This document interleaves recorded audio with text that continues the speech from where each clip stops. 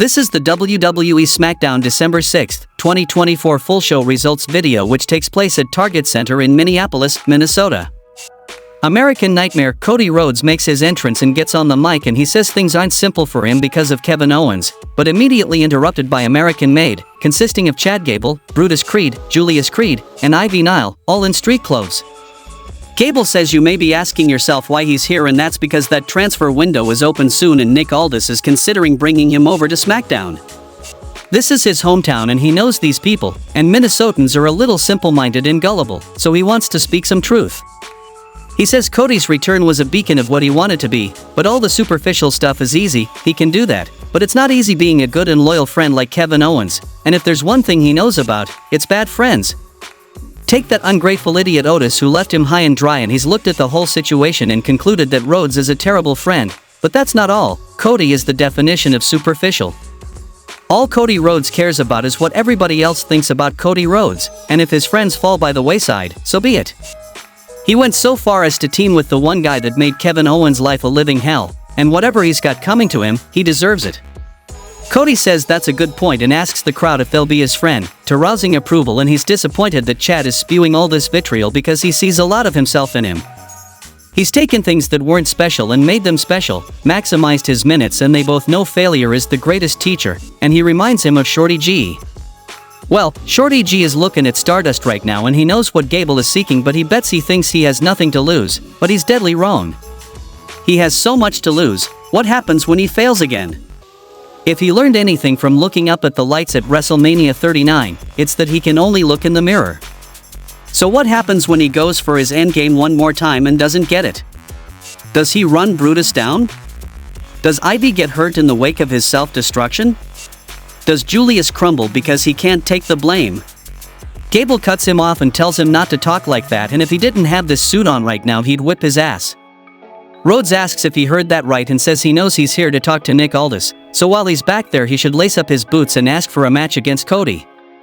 Naomi and Bianca Belair are talking backstage and they're gonna hunt down whoever took Jade Cargill out, and Belair wishes Naomi luck in her match tonight as she leaves. Chelsea Green and Piper Niven roll up and Green taunts Bianca about having free time and Belair accuses her of taking Jade out. Piper threatens her about it, but Bianca takes the first shot and the two of them overwhelm the EST and leave together. Jesse the Body Ventura is shown in the front row and commentary hypes up his return for Saturday night's main event. Then we saw a WWE Women's United States Championship Tournament first round match between Elektra Lopez versus Naomi versus Tiffany Stratton.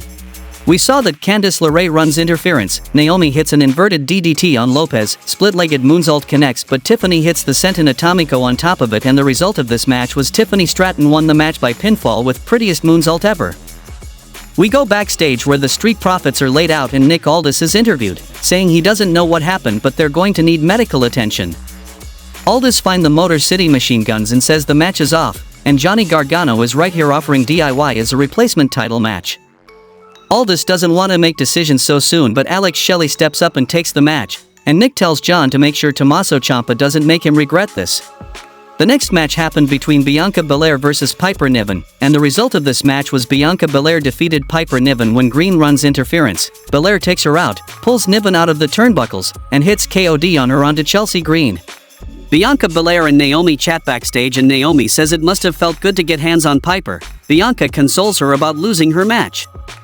Byron Saxton rolls up to say he saw Piper Niven sitting at Gorilla and she could not have attacked Jade Cargill. Naomi lists a bunch of suspects and Bianca says as soon as she knows who did it, it's on site. Shinsuke Nakamura makes his entrance, but LA Knight interrupts and gets on the mic. He says he's looking at the single sorriest example of a United States champion, cheap shot, cheap victory. He claims to be the real deal and says Nakamura's holding something that belongs to him and he wants his rematch right now. Shinsuke doesn't respond, so Knight calls him dumb and puts his LA Knight mist blockers, sunglasses, on and heads into the ring to stomp him out. Enter Andrade El Idolo and he says he's here for Nakamura, who he has unfinished business with. LA says no disrespect, Shinsuke is in debt and once he collects, but Tama Tonga and Jacob Fatu hit the ring to attack Andrade and Knight, laying them out. Nakamura grabs his throat and black mist oozes out of his mouth as he crawls out of the ring and LA Knight eats a Samoan spike. Solo Sikoa gets on the mic and dares folks to step up and take a shot so they can lay their ass out, and he's tired of not being taken seriously, of people thinking that he's a joke, that it's all fun and games. You can laugh all you want, but he's still your tribal chief and he demands Minneapolis acknowledge him. Back from the commercial, Kevin Owens sends in a Twitter promo from his phone and he talks about the rush of excitement about being here to be interviewed by Michael Cole before saying it sucks and he hates being in Minnesota.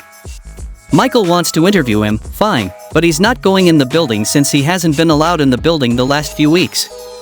He bids Cole to go find his car, to which Michael points out that it is 20 degrees out and he's not going out there.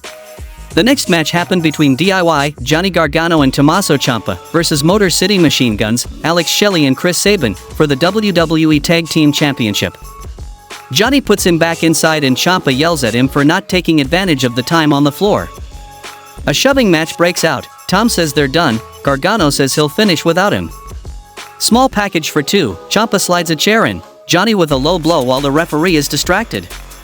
Alex pulls Gargano aside and John blasts him with a super kick and Tom smiling waiting for the tag, Gargano meets him with a grin, and then Johnny tag made, and they delivered meat in the middle on Chris Sabin, and won the match by pinfall to become the new WWE Tag Team Champions.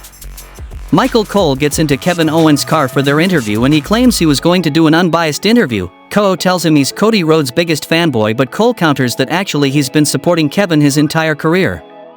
Owens makes the case about Rhodes betraying him teaming with Roman Reigns and then points out that Cody is accusing him of only caring about climbing the ladder when he himself left WWE because he was unhappy with his spot on the card. Michael tries to convince him by pointing out all the others who agree with Cody and says he'll get to Sami Zayn eventually. Cole tells him to look in the mirror. KO looks in his rear view and says he sees a handsome man who is right, and see that he's the problem, which leads Owens to kick him out of the car and call him back over only to close the window on him, and Kevin Owens drives off. Carmelo Hayes rolls up and threatens Nick Aldis that he might leave for Raw if he doesn't start getting better opportunities around here, and Aldis says him leaving would call for balloons and cake, but he has someone very special lined up for him next week. In the main event of the show, we saw a match between Chad Gable versus American Nightmare Cody Rhodes.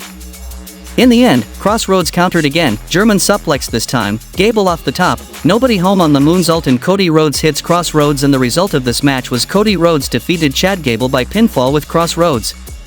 Post-match, Kevin Owens comes into the ring and he steps on the injured ankle, stomps it, and lays punches in before referees and road agents and general manager Nick Aldis arrive to pull him away. They get back at each other and Cody dives on him. Trading punches against the barricade, everybody working hard to separate them, and they get them apart and Cody breaks free and attacks again, and we're out of time, and the show goes off the air. Let me know in the comments section whether you like the show or not. If you are new to the channel, then please subscribe the channel, please like the video, and thanks for watching the video.